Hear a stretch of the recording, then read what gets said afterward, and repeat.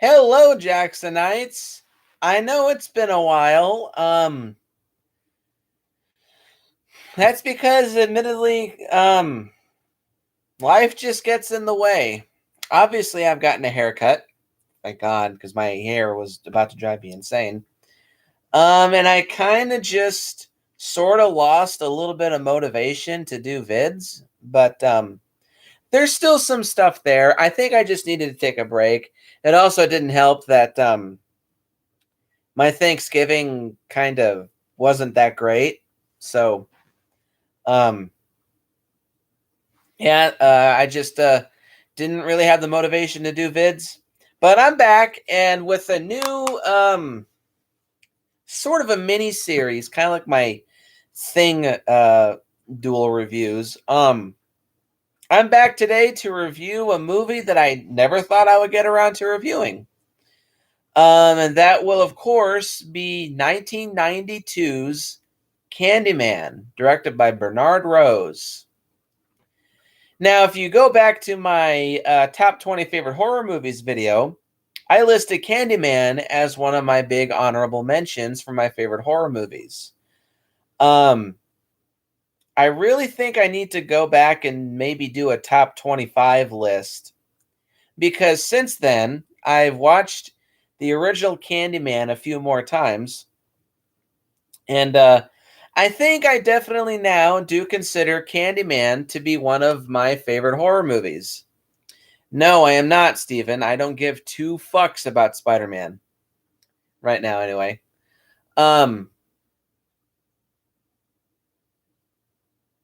Fuck, I lost track. Anyway, so yeah, I would consider now Candyman to be one of my favorite horror films. It's low on that list, admittedly, just because I don't have a whole lot of nostalgia for it, and I've only seen it a handful of times, but I definitely think Candyman is a very, very special film and it has a fan base and it certainly has a legacy, but I still say it's a pretty damn underrated film in my opinion. Um so my personal history with Candyman is kind of odd. So when I was about oh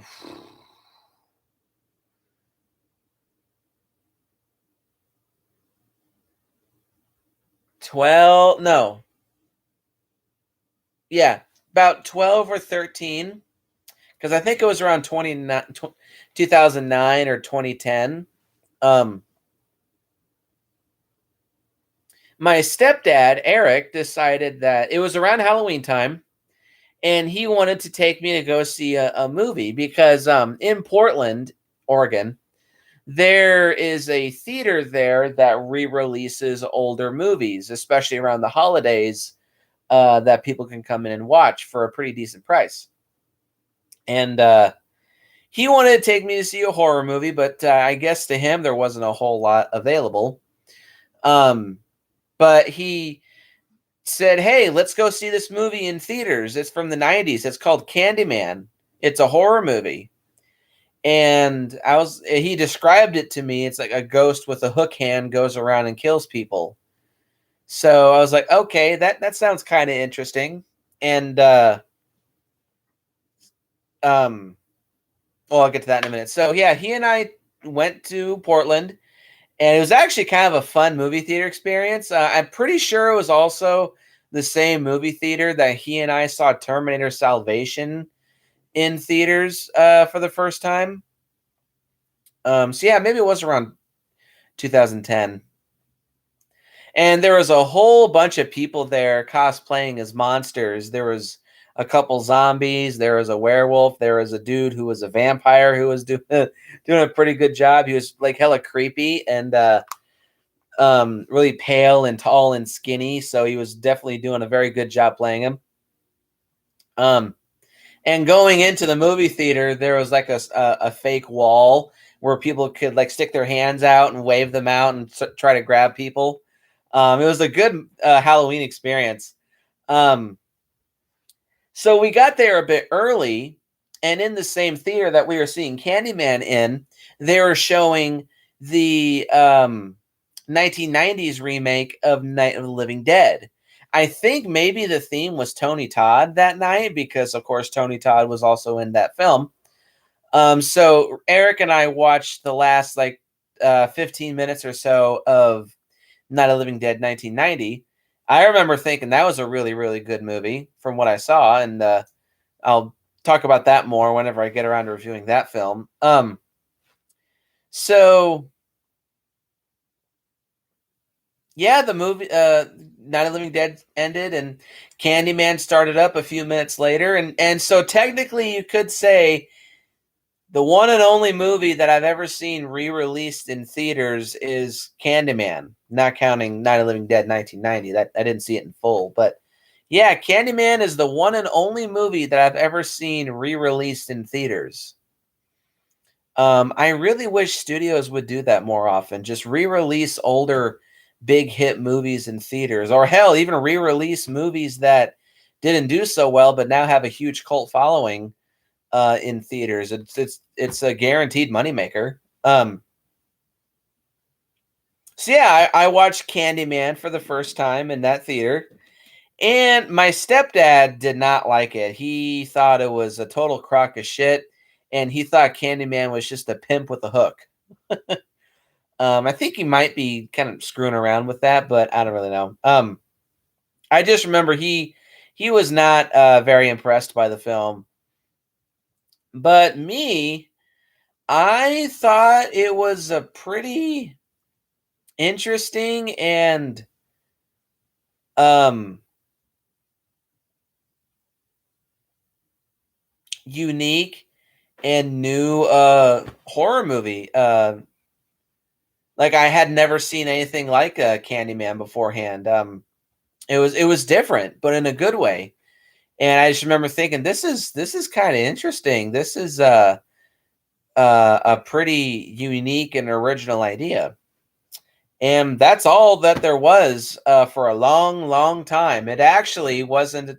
Well, I've seen a few reviews over the years of Candyman.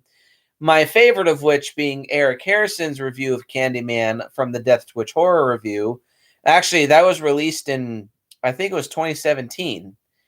And I knew that I was hooked when the first thing that Eric said in the opening was, "Be my victim." Get it? Be, as in bees? Be my victim? Never mind. That actually made me laugh out loud when I first saw that. So I was like, okay, I think I'm on board for this. But in general, that was the first time that I had seen anything really Candyman related in a long time since I saw it in theaters. So it kind of reintroduced me to the film. But I didn't rewatch the film until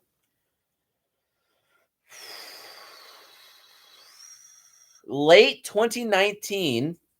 I was visiting my in-laws. I was still living with my grandparents at the time, but I was visiting my in-laws at the time. And on Netflix, lo and behold, they had Candyman. Hmm. So I just said, why not? Let's watch Candyman. So, or at least I'm gonna watch Candyman. Meadow came in a couple times and watched a couple scenes with me. But it was mostly by myself, and I found myself really enjoying the movie. I thought it was a lot better than the last time that I saw it, especially now that I'd seen it within a fresh adult mindset. I was really intrigued. I was very entertained. I was very impressed. And I have since bought the film on DVD, and I've watched it 3 or 4 times since watching it back in 2019. And honestly, the movie just keeps getting better for me. It's a damn fine film. It's very well made. It's very well told. It's, in my opinion, a modern seminal classic. A lot of people really, I've said this before. I think the 1990s is the most underrated decade, not just for horror movies, but just film in general. But still, a lot of people like to say that the 90s were the worst decade for movies, and especially horror movies. And I don't think that's necessarily true. You could say that all decades, all the way back to the like 30s and even the 20s, have their ups and downs in cinema.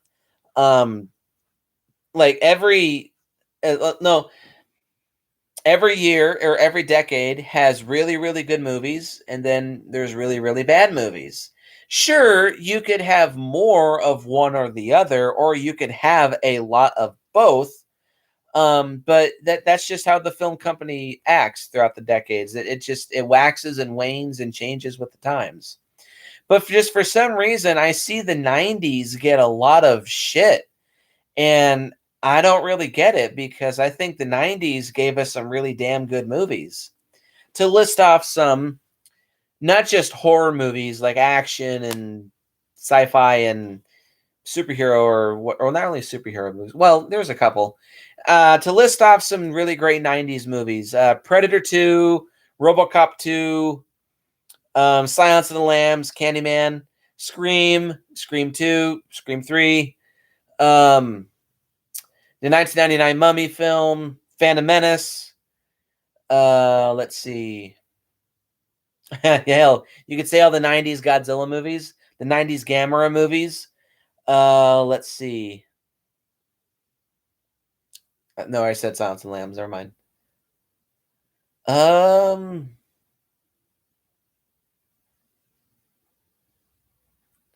Fuck, I'm totally drawing a blank. I had some more. Oh, Terminator 2. Um, Jurassic Park. There's lots of great movies in the '90s, so I really don't understand why people love this shit all over the 1990s. Honestly, if you were to ask me what the worst decade overall for horror, I would honestly say it was probably the 20 teens, 2010 to 2019. Well, it didn't help that a good chunk of that decade was taken up by the dark PG-13 era. But just overall, the 20 teens was not, in my opinion, a really good decade for horror films. It was just filled to the brim with tons of PG-13 horror movies or neutered and bullshit horror movies or just bad horror movies in general.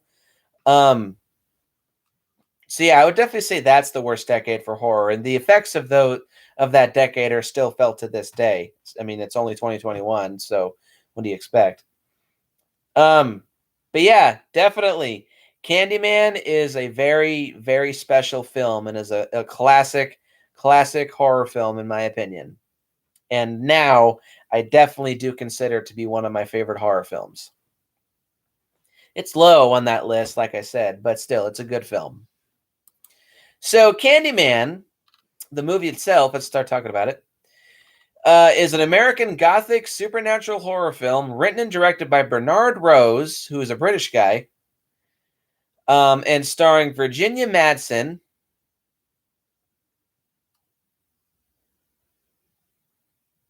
Oh, she is a native Chicago gal. Huh. She was in Dune? Damn. Uh, yeah, starring Virginia Madsen, whom is still a very beautiful woman to this day, despite her being. How old is Virginia Madsen? She's 60, and she doesn't look a day over 50.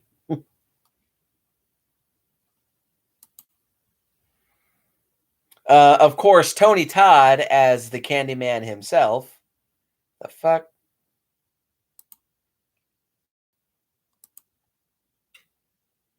Damn, I need a new computer. Xander Berkeley, Cassie Lemons, and Vanessa E. Williams. Based on Clive Barker's short story, The Forbidden, which is a short story from Clive Barker's Books of Blood series. The film follows a Chicago graduate student completing a thesis on urban legends and folklore, which leads her to the legend of the Candyman, the ghost of an artist and the son of a slave who was murdered in the late 19th century for his relationship with the daughter of a wealthy white man. white privilege. um, the film came to be after a chance meeting between Bernard and Clive Barker, who recently completed his own film adaptation of Nightbreed from 1990. Rose had expressed interest in Clive's story, The Forbidden, and Barker agreed to license the rights. Where Barker's original story revolved around the themes of the British class system in contemporary Liverpool, Rose chose to refit the story to Cabrini Green's public housing development in Chicago, instead focus on the themes of race and social class in the inner city United States. Whereas, yeah, the original story revolved around themes of between the rich and the poor in modern day Liverpool.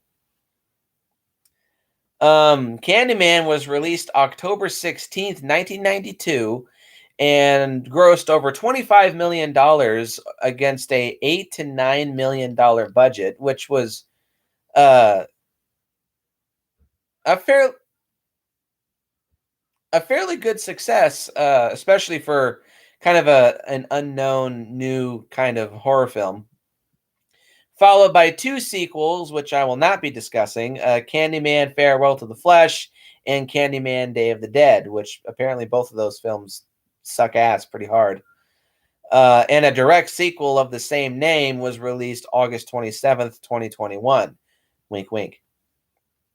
So, let's talk about Clive Barker. Obviously, Clive Barker is much more well known as the creator of the inspiration for the infamous Hellraiser franchise, a franchise that, whoo, man, really should not have left the hands of its creator. I'm not a huge Clive Barker fan, but Clive Barker definitely has some talent, and he has a very distinct and unique and interesting visual style and flair and substance and interesting subject matter.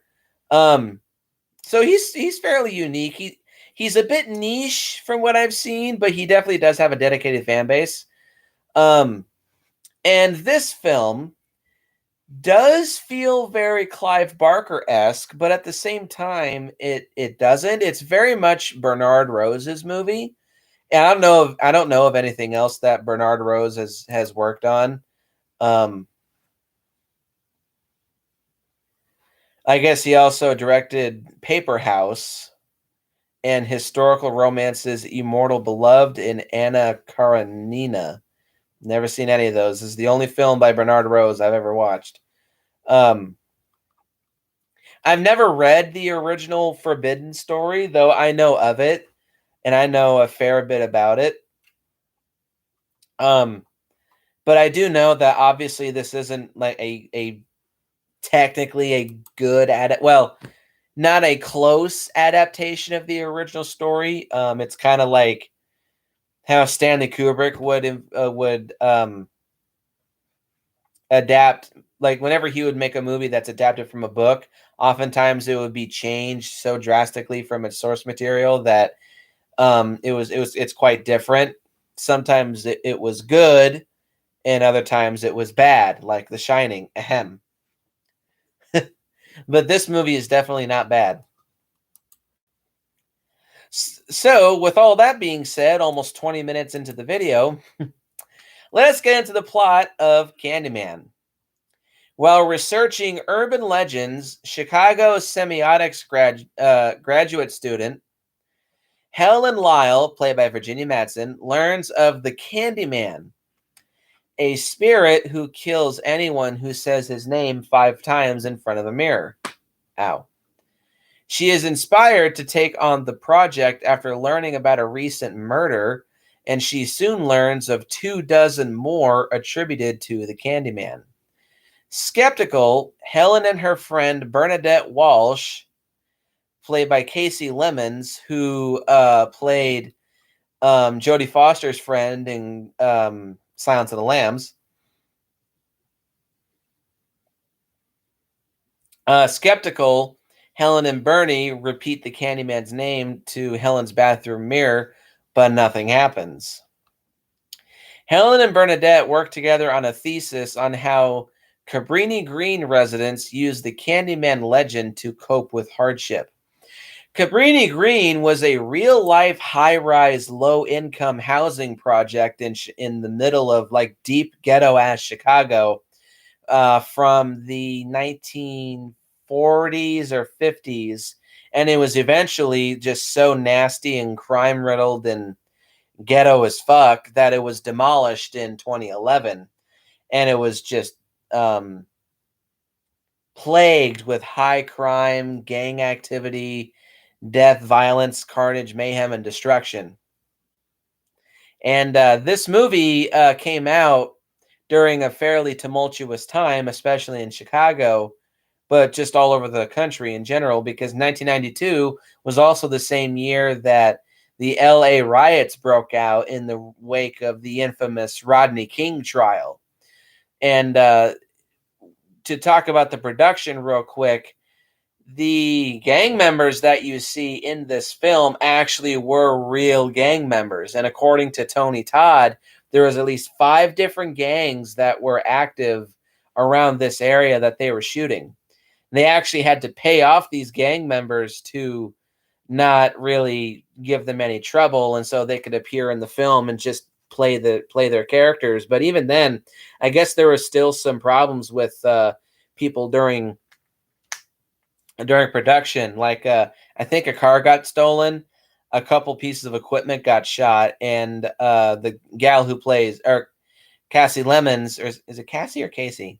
Cassie Lemons found a bullet inside her car toward the end of production.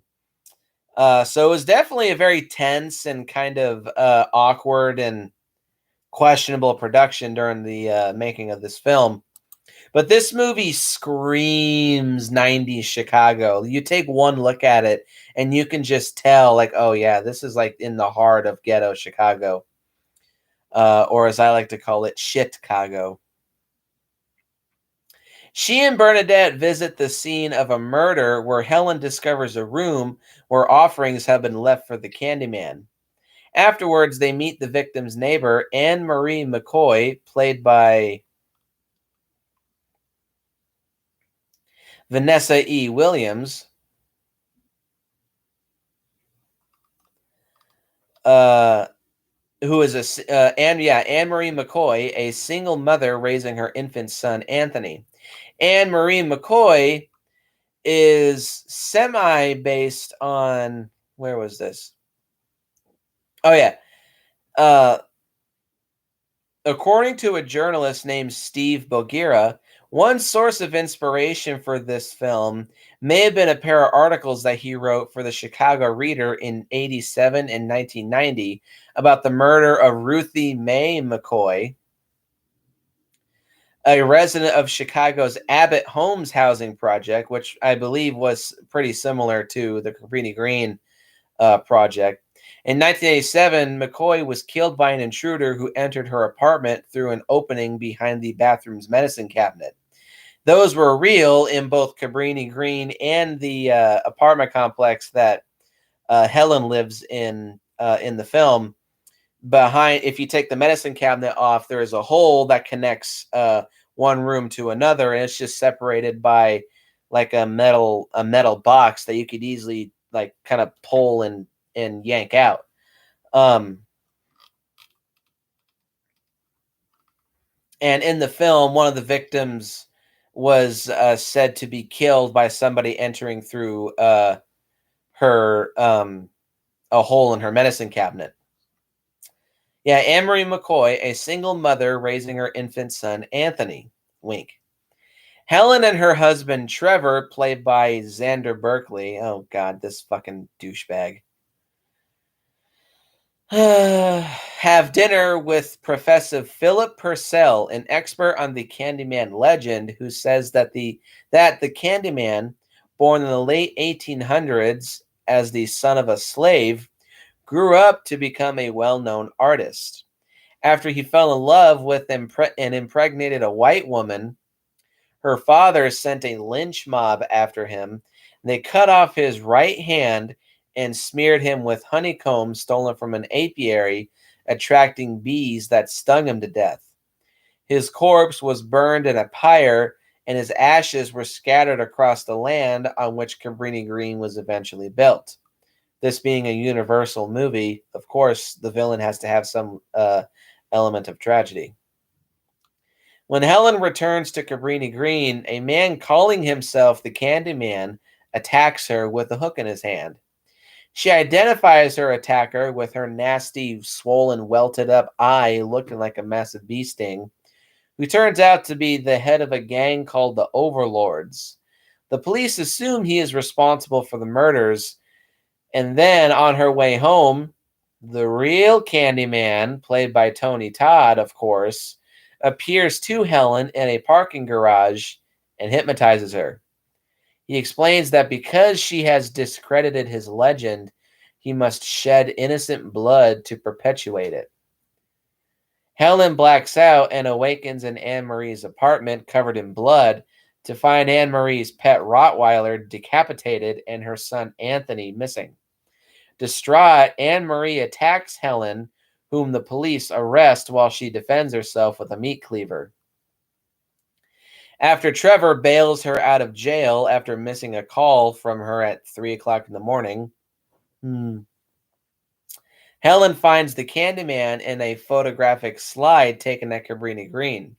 He appears inside Helen's apartment and cuts her neck, causing her to bleed and pass out. Bernadette arrives at Helen's apartment, and when Helen comes to, she sees that the Candyman has murdered Bernadette. Framed for the crime, Helen is sedated and taken to a psychiatric hospital. A month later, psychiatrist Dr. Burke interviews Helen to prepare her for her upcoming trial. She attempts to prove her innocence by summoning the Candyman, who appears and rips the guy a new asshole, allowing her to escape despite being framed for Burke's murder.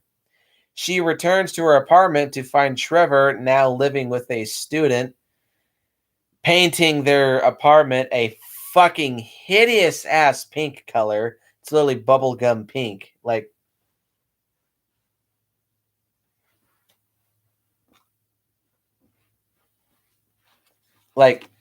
this color without the light. It's a hideous color.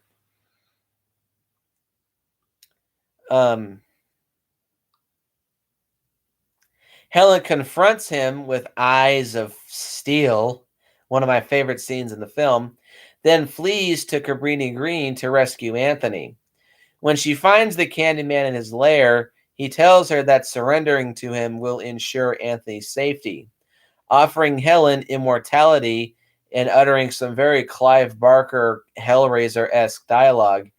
Candyman opens up his coat, revealing a rotten, nasty ribcage wreathed in bees.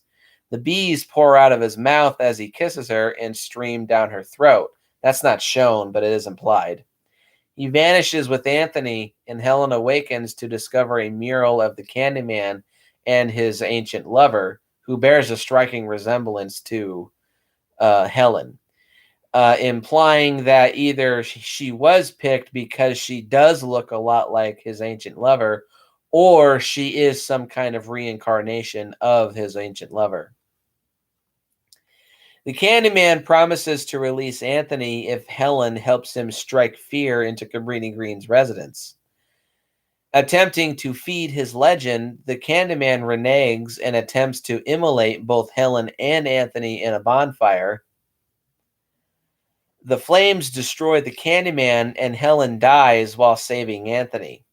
The residents, led by Anne Marie, pay their respects at Helen's funeral, and at home, the grief-stricken, guilt-ridden, and fucking idiot that is Trevor, for choosing a ditzy, stupid-ass, slapping her open palm with the sharp end of a knife, dumbass college girlfriend, who is far less attractive than Virginia Madsen, says Helen's name 5 times in a mirror, whereupon Helen's vengeful spirit appears and guts him with a hook. A new mural of Helen dressed in white with her hair ablaze appears in the Candyman's lair, thus ending the movie on a pretty bleak, tragic, but also beautiful note, because Trevor is such a fucking idiot. So, how about this plot? Well, it ain't a slasher movie. I have seen some people try to say that this film is a slasher movie. It's really not, though it may follow some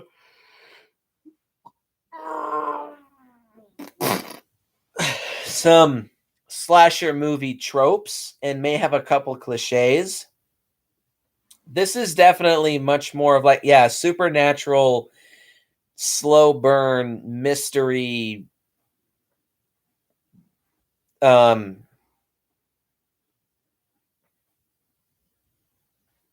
almost like a fairy tale, honestly.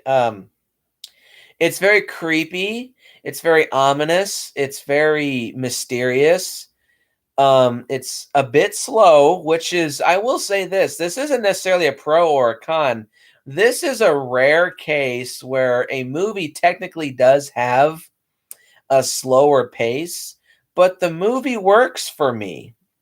It's just the characters are so likable, the villain is so likable, the movie around these two is just so intriguing and well done that I don't mind the slow pace. That's the thing with the slow pace. It's just how you do it.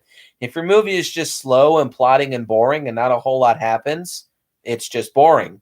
But here, because the movie is so intriguing and so unique and fascinating, the slow burn draws you in and makes you curious. Like, there's a lot to this movie. I want to find out more, and it culminates in a very exciting finale and also with an ending that certainly leaves an impression. So yeah, this movie story is very, very well done. Again, obviously not a very good or a very close adaptation of the original The Forbidden Story, but still, for what Bernard Rose was doing, this movie works perfectly. So with all that being said, let's get to the pros and cons of Candyman, shall we? Pro number one is Helen, played again by Virginia Madsen. She is fantastic in this film. Oh, before we begin, a word from our sponsor.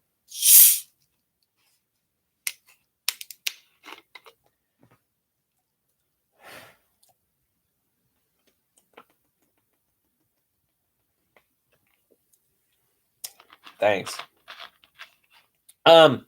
Virginia Madsen does a phenomenal job as Helen. Helen is very likable. She's very well acted. She's very well written. At first, she comes off just like a ditzy, not really a ditzy, but just like a typical college student. But again, she's likable. She has great chemistry with the cast. Um, she is very inquisitive, but in a good way. She's not just a ditzy, I'm going to do stupid things because I'm a college student type of person. She, again, is very inquisitive, and because the stuff that she is studying and researching is fascinating to the viewer as well, you kind of put yourself in Helen's shoes and you want to go along with the ride with the stuff that Helen is investigating. Kind of reminds me of like Hellraiser Hellseeker or Hellraiser Inferno a little bit. So I guess Clive Barker stories make for really good investigative movies. This movie is the best of all of them. Like, I will say, I haven't really seen any of the Hellraiser movies. I know a lot about them, but I will definitely say Candyman probably is way better than all of the Hellraiser films put into one. Especially the like parts 7, 8, and 9 of Hell and 10 of Hellraiser. Like, woof. Um. So anyway, back to Helen. Helen is a very likable character, and you feel sorry for her when she's just put in this situation that it almost looks hopeless. Like every time she blacks out and she wakes up covered in blood, you feel so bad for her because you're just like, oh man, how the hell is she going to get out of this? Because every situation that she's put in, she looks like she's the aggressor, and she's sympathetic in that way, and you want to see her make it out fine in the end. And unfortunately, she doesn't, because she ends up dying by the end of the film. But she also does. But I'll talk about that when I get to the ending. But overall, not to skip over the rest of the cast because admittedly there's just not a whole lot to say, but Helen has great chemistry with Bernadette. The couple of moments of being cute with her husband is very believable. Like you actually do believe she loves her husband and when he's faking it, but in the end, he Xander Berkeley does have good chemistry with Helen and shows that he actually does love her. Um, this movie kind of has a bit of a small cast of main characters. Oh, and also a little boy in Cabrini Green. His name's Jake. Helen has good chemistry with Jake as well.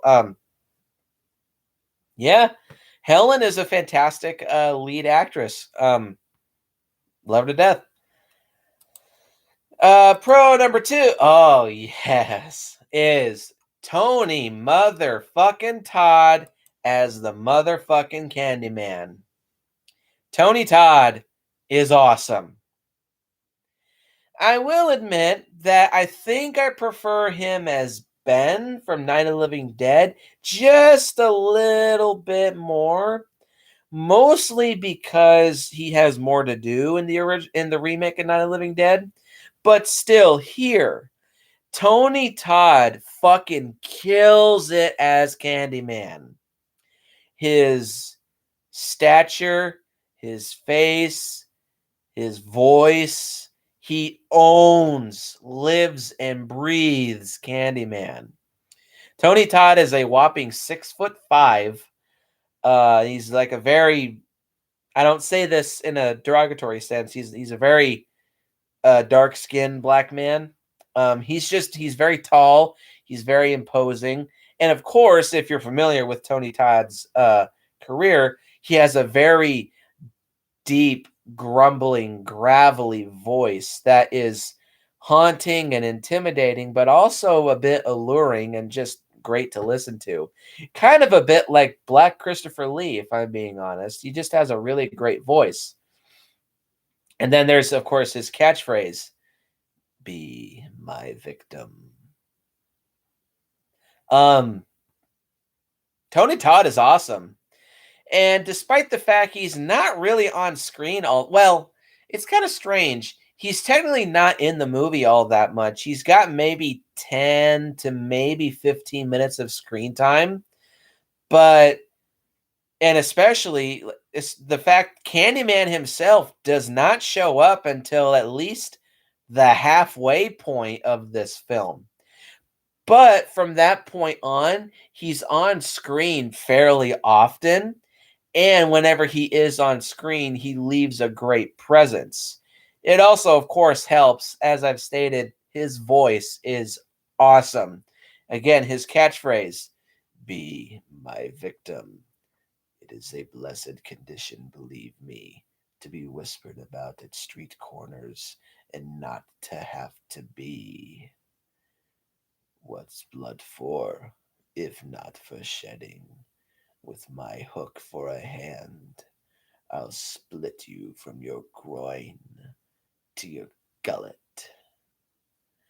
Um, Again, very Clive Barker-esque dialogue. They say that I shed innocent blood, but what's blood for, if not for shedding? Very, very Clive Barker-esque. I would love to see a crossover like Candyman versus Pinhead. I just hope Candyman would be the winner. Tony Todd absolutely owns the role of Candyman. He did reprise Candyman in the next 2 sequels, and technically he's in the 4th one. I'll talk about that at a later date. Wink, wink. But yeah, Tony Todd absolutely owns Candyman. He's such an underrated horror movie character because, well, I'll talk about that when I get to another pro. But yeah, Candyman is awesome. He's creepy. He's intriguing. He's tragic. He's haunting. He's awesome. Pro number 3 is the urban legend angle of this film. You don't really see a lot of movies made about urban legends. Well, at least mainstream good horror films are made about urban legends. I'm sure there's some direct-to-video trash films about various urban legends, like Bloody Mary being a big one. Like I'm sure there's a shitty movie out there about just a Bloody Mary ghost going around killing people. Um, or I'm sure there's a shitty direct-to-video movie out there about alligators that swim around in sewers and kill people. Um, but the urban legend angle, actually, I'm just going to talk about this too. The urban legend angle ties into a huge pro that I have for this film. Like with John Carpenter's The Thing, is the ambiguous storytelling of this film. Similar to John Carpenter's The Thing, the way that this movie is presented, it's a bit debatable and is left up to the viewer's interpretation. You can take the film at face value that Helen is a grad student investigating a legend, and she's at first led to believe that it's just a legend, just used by somebody to keep people in check and hide from the law, and using the legend as a mask for someone doing their killings. You could look at this, and then, of course, after that, the actual Candyman shows up and just fucks with her until she and him die. You could also, this is something that the fourth film cracks down on.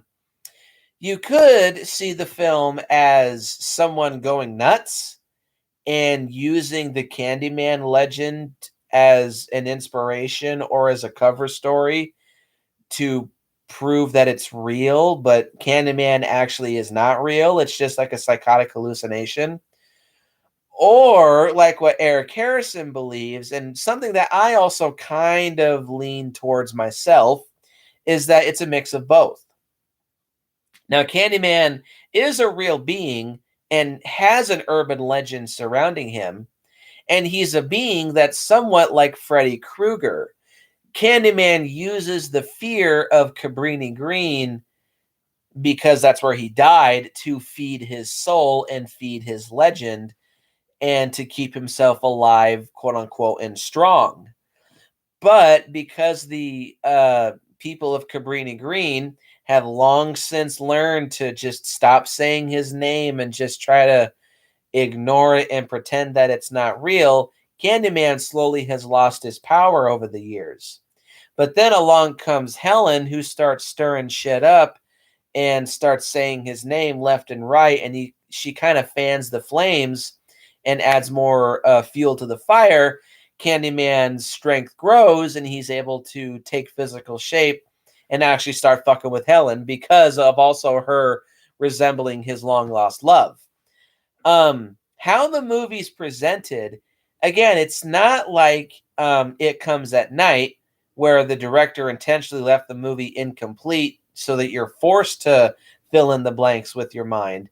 It's like Inception or John Carpenter's The Thing. You can take the film at face value, but you could also look at the film through your own interpretation. Some people, also like with The Shining, some people view Candyman as just completely non-supernatural whatsoever until the last second where Helen appears as a vengeful spirit. Or you can look at as how the movie just presents itself as Candyman being a legend, and he fucks with Helen until she dies. Or it's a mix of both. Like Helen is angry about her she knows, and there's a few moments beforehand, like before she actually finds her husband fucking around with a grad student that's not her, a far less attractive one. There's a couple moments where she's suspecting stuff, and you can just tell by the look on her face and how Trevor is acting towards this student. You just tell she knows. But like she's using her anger at that situation. She just kind of snaps, and she desperately tries to recreate the Candyman legend and try to make the Candyman legend real. Um, but then it turns out that the Candyman legend actually is real, and he's helping her, quote unquote, unintentionally make the legend real. And by the end of the movie, with the ending pretty much symbolizing, I'll just talk about this real quick, that Helen herself has become a new urban legend in and of herself next to Candyman. You could say that she really has achieved immortality. I'll talk about that later when I get to the ending. But yeah, the urban legend angle, like everybody's heard of at least one, like the Bloody Mary or the alligators in the sewers and such. It's kind of creepy. It's a bit mysterious. But it leads to like a lot of he said, she said. You never really know what's what, but not in an annoying way, not like Phantasm Ravager where you don't know, oh, is this a dream, or is this a dream, or is that a dream? Oh, it's all fake. It's the whole series is bullshit. Um it's creepy, it's well told, it's well paced, and it's unique. But also, yeah, the ambiguous storytelling is very well done. And the only movie that I could compare it to is really John Carpenter's The Thing. So the ambiguous storytelling was pro number 4. So pro number 5 is the kills.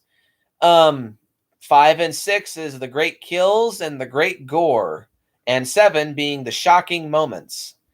The kills in this movie, there's not that many. I think there's only 6 or maybe 7.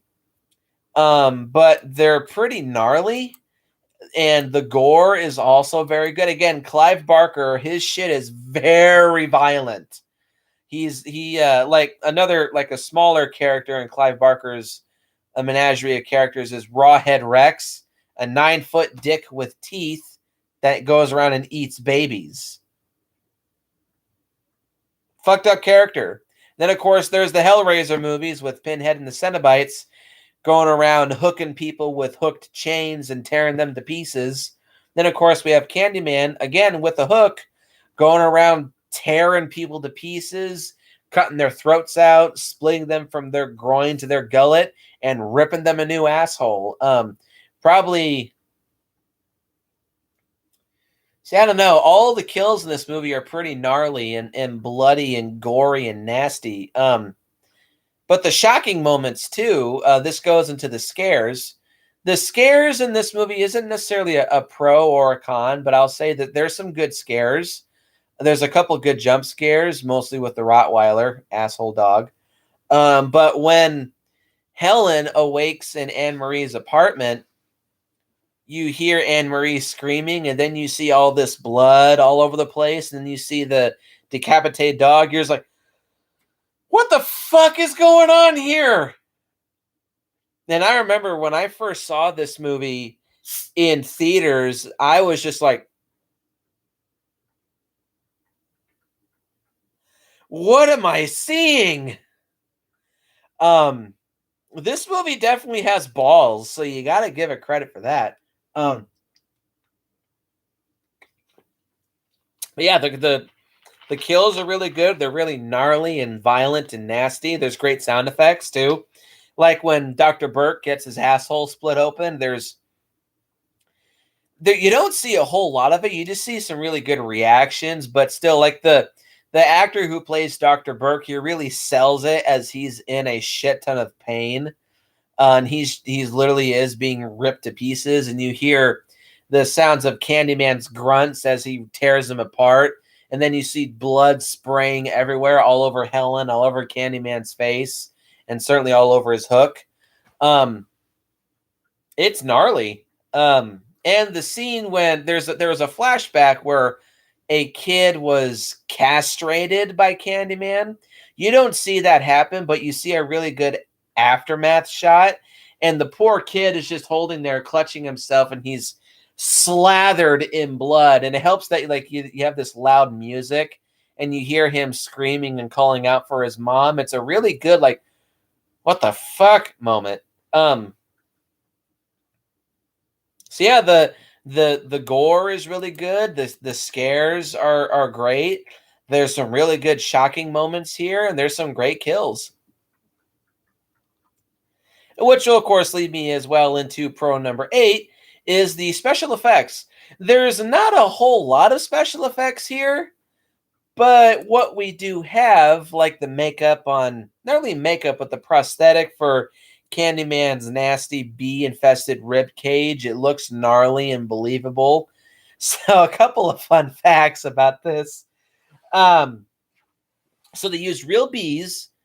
Since bees are tied to the Candyman urban legend, of course, they had to include bees. They used real bees. Virginia Madsen's actually very allergic to bees, so they had to be very careful with having the bees around Virginia. And the main beekeeper of the film, he made some kind of special queen pheromone.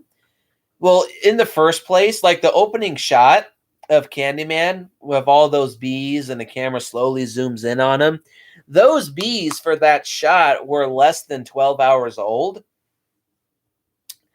And in general, from the scene where Candyman opens up his coat and reveals all the bees and kisses Helen with bees coming out of his mouth, those bees were also less than a day old. So they couldn't fly and they couldn't really sting. They had underdeveloped stingers. Virginia Madsen was never stung, but for throughout the entire film, Tony Todd, he actually had real bees in his mouth. They had a protective latex mouthpiece inside Tony Todd's mouth so that they couldn't go down his throat. But there was there was one time when Tony Todd described there was one bee going along the side of his cheek up his molars towards his throat. And by the end of the take, he just started spitting out bees left and right.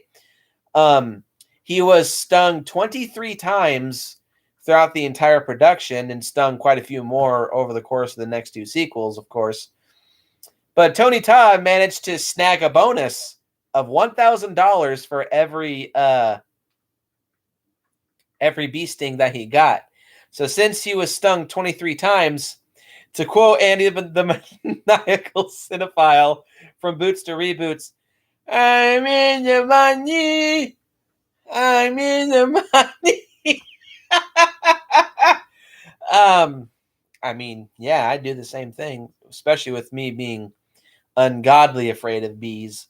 That was another thing about this movie that freaked me out, especially back then. But even then, I have a crippling fear of bees. So this movie had that added effect of having all the bees freak me out. Yeah, overall, the special effects, like the production design is really good. The design of Candyman's lair, it's very much like a modern day Phantom of the Opera. And it's well done. It's believable. It looks ghetto as fuck, but it looks like a modern day broken down castle. The prosthetics for the rotten rib cage and the bees, those are all very, very good. The effects are very minimal. Oh, and of course, when people are cut to pieces and castrated and sliced open, the makeup and blood effects and all that look really, really good. And when you see Candyman's charred corpse at the end of the film, that's, of course, a really, really good shot. Yeah, the special effects are really, really, really solid. Nothing. Literally, the only thing that is a flub when Candyman frees Helen after killing what's his name, Dr. Burke. There's a scene where he, to quote James A. Janice, yeets himself out a window. If fucking asshole James A. Janice from Dead Meat had to point it out, because otherwise I wouldn't have seen anything. That you can see the string that pulls out Candyman through the window. You literally did not need to point that out. You could have just left it alone, and nobody would have noticed, because I wouldn't have. But that's literally the only flub in the effects. Other than that, the effects are very solid. I need to start fucking.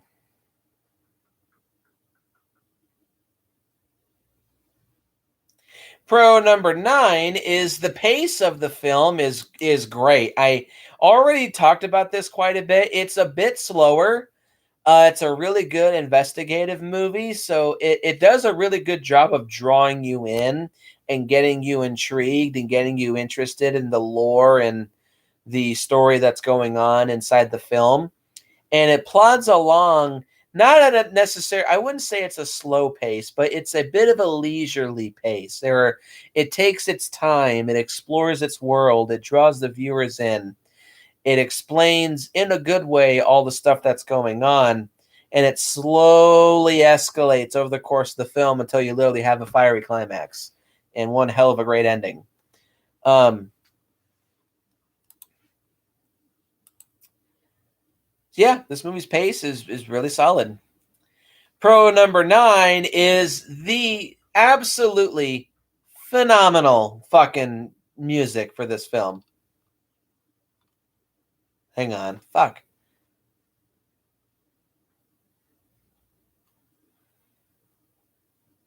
Okay, no, pro number 10, excuse me. The phenomenal fucking music score by Philip Glass.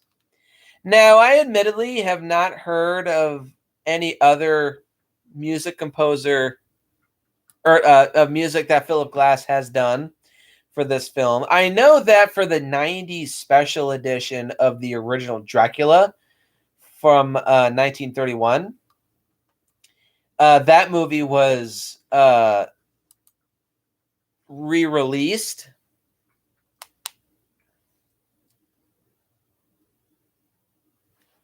in the late 90s with a brand new music score that was done by Philip Glass.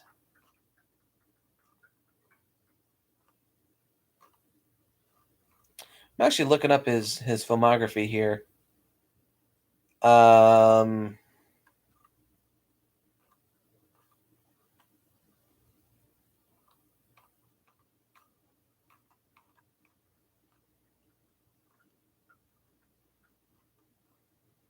okay, here we go. Let's see.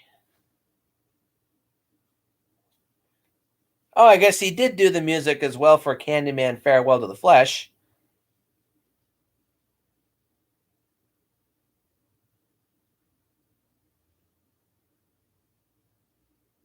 Oh, he did the music to Secret Window. I like that movie. Never Was,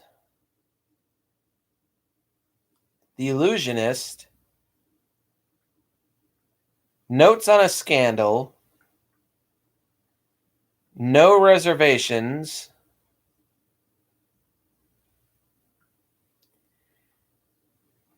Transcendent Man,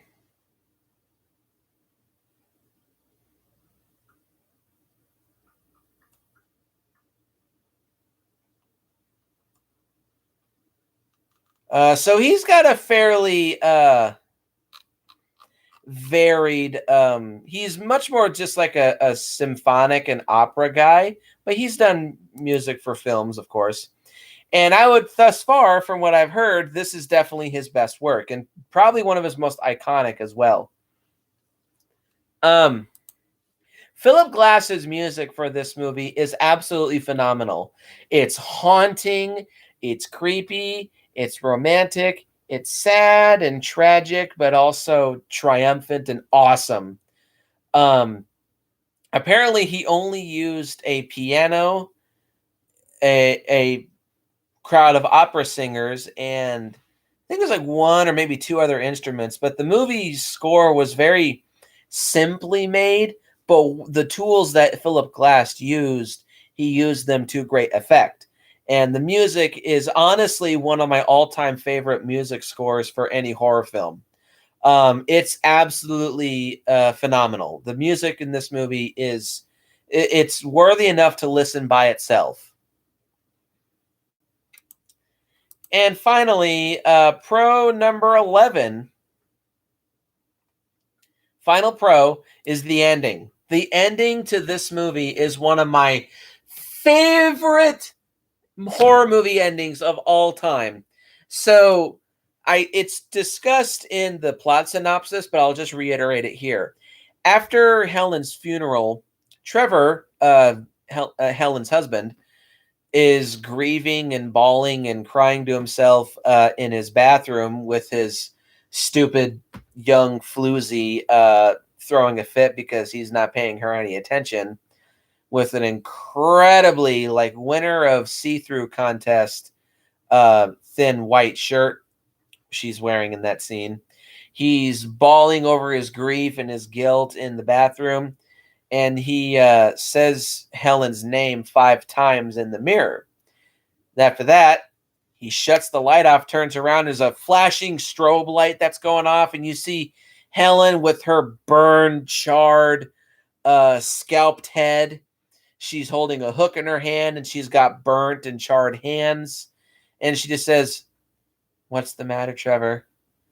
Scared of something?" Which is the same thing that she said when she discovered Trevor and his floozy together in her home.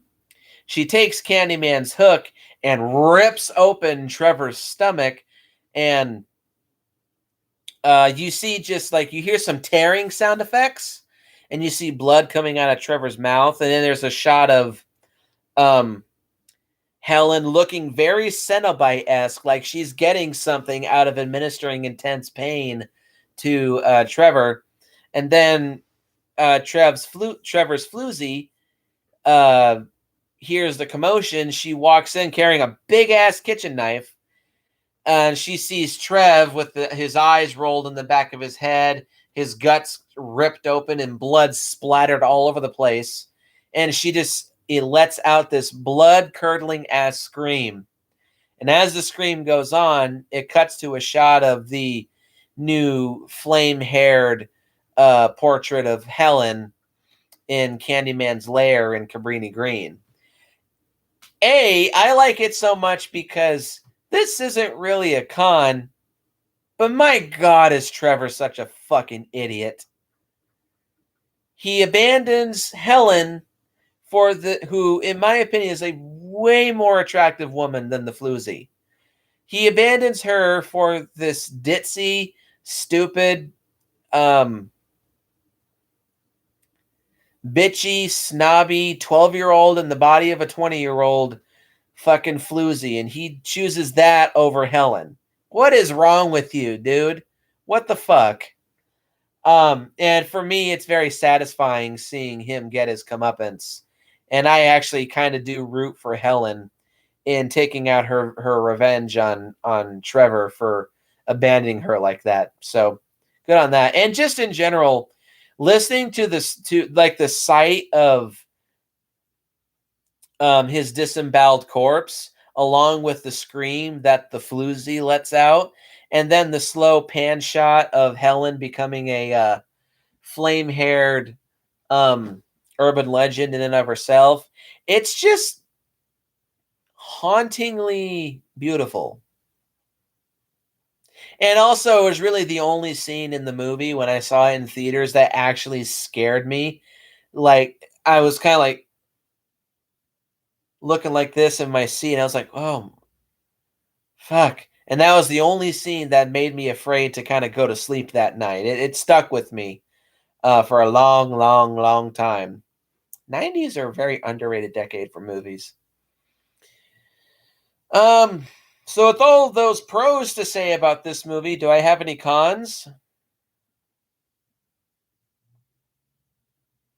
Nope.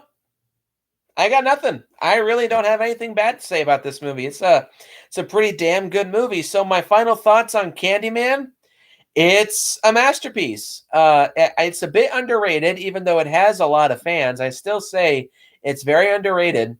It's one of Tony Todd's best films. Like in his top 5 best films. It's one of my favorite horror films of all time. It's not that rewatchable, admittedly, because it is a bit bleak and tragic and dark, but it's still a very good film. It's a very enjoyable and entertaining film. It's well made. It's well told. It's just a damn fine movie. So I'm going to have to give this movie a perfect solid 10 out of 10. I highly recommend this movie. Candyman is one of the greats. Post your comments down below and let me know what you think. Hit the like button and hit the subscribe button and share this video with your friends. And as always, my dear viewers, be My victim. They say I shed innocent blood, but what's blood for, if not for shedding?